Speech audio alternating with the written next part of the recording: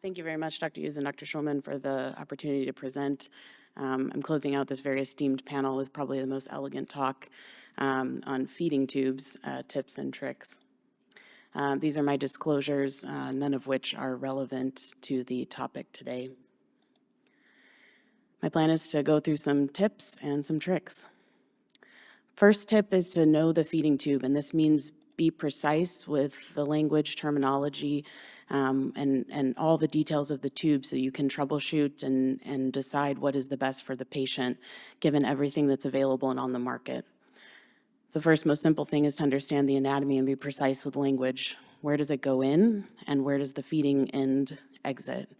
From OG, NG, NJ, post-pyloric tubes, EJ, EG, going from the esophagus. Does it enter the stomach and stay in the stomach? Does it enter the stomach and go into the jejunum?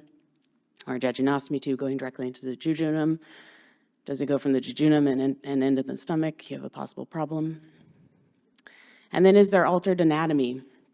And be precise with where the feeding tube is in relation to that altered anatomy, whether the patient has a Billroth 2 and a tube into the efferent limb, into a remnant stomach in a patient with gastric bypass, or in the roux limb, common channel, BP limb. The orogastric or nasogastric or tubes that go in natural orifices are considered temporary, and the tubes that go directly into the GI tract are considered to be more durable. The next thing to understand is how they were placed and the approach. There are many options available. The more temporary tubes can be placed blindly. They can be assisted with electromagnetic sensors, with fluoroscopy, with endoscopy, and they can be placed at the time of surgery and assisted directly that way. The more durable tubes, again, can be assisted with fluoroscopy, with endoscopy, being termed percutaneous endoscopic tubes, surgically, or any combination of the above in any setting. And since you've given me a microphone and this is a hill I will die on, all G tubes are not PEGs, and please stop referring to that in notes because it matters. Understand the type of the tube and what is involved. So everything from the size, the French, the number of lumens, how long is the external length, how long is the internal length, are there adjuncts such as clips at the tip, and what is used to internally secure the tube, whether it be a balloon or bumper, and what are the materials. Here's an example of why it's important. I get a call, the G-tube is leaking, please come. After removing the layers and layers of gauze and tape from the tube, I reveal a small hole in the tubing. I realize that this is a standard pull peg tube that is placed where the end is pulled through, cut, and the adapter is attached. So my very elegant solution to this problem is to cut the tube again and reattach the adapter. Simple solution, I look like a hero. That would have been disastrous if this were a GJ tube, and it wouldn't have worked so well with a balloon. Number 2 tip, make sure the tube is actually needed.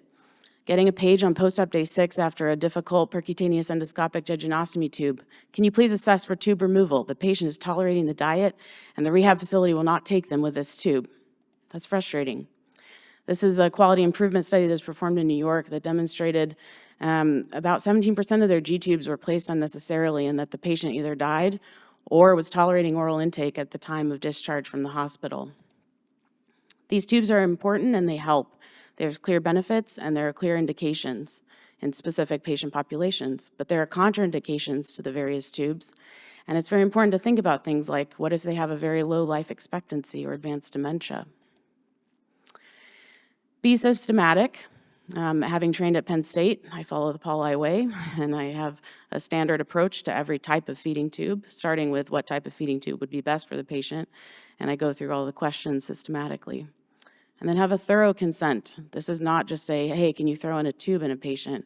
These have significant complications depending on the type of tube, and not the least of which is significant mortality, particularly for PEG tubes or G tubes. My next tip is actually just a conglomeration of many, many tips and tricks. Anticipate and prevent problems much better than trying to solve them down the road. So we'll go through super quickly. Mortality, select patients, optimize their conditions. Wound infection, good data for operative antibiotics at the time of placement, MRSA decolonization, cleaning the tube, and actually looking at it, it really helps. Bleeding. Assess and hold anticoagulation prior to placement as appropriate. For PEGs, it's really helpful to complete an EGD at the time of placement and find out if they have ulcers that could be treated, and take a second look when you place the tube to make sure there's no bleeding at the time.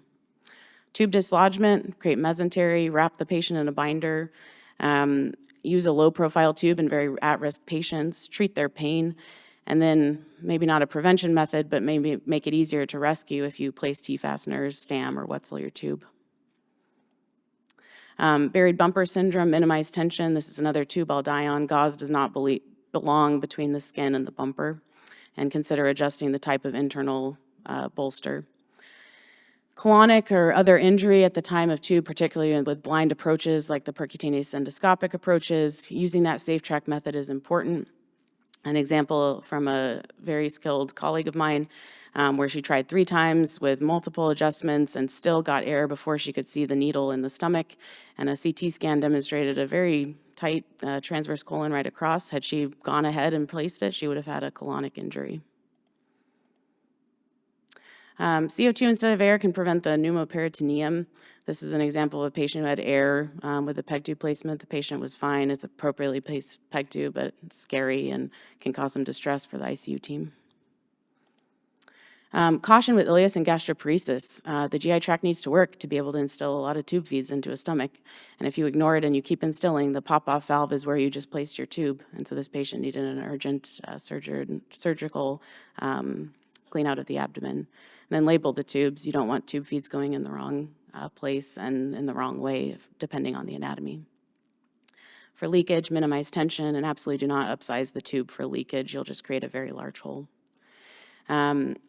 Clogging, no crush meds, ensure adequate flushing, and then when you hear a clog, deal with it quickly so you prevent a full blockage that can't be resolved. I have lots of hills that I die on, and so all my patients receive a very detailed dot phrase note in all their in their chart to detail the tube, all the details, and all of my instructions. No one reads it, but it's there. Tip number 4 is adapt when challenges present. So if you have an upper, as one example, an upper esophageal obstruction, adjust your approach and type of tube. So this is an example of a Russell introducer method that enabled the patient to have an endoscopically placed tube rather than surgical. Being familiar with all the different options available is helpful. Tip number 5 is be creative. This lady had a complex fistula and also a J-tube under feeding, and we tried everything, even brought in parafilm from the lab and bottle nipples. And patients appreciate it when you understand the morbidity of these tubes and you bring your creativity and your mind and you try to make their lives a little bit better because it can be very morbid.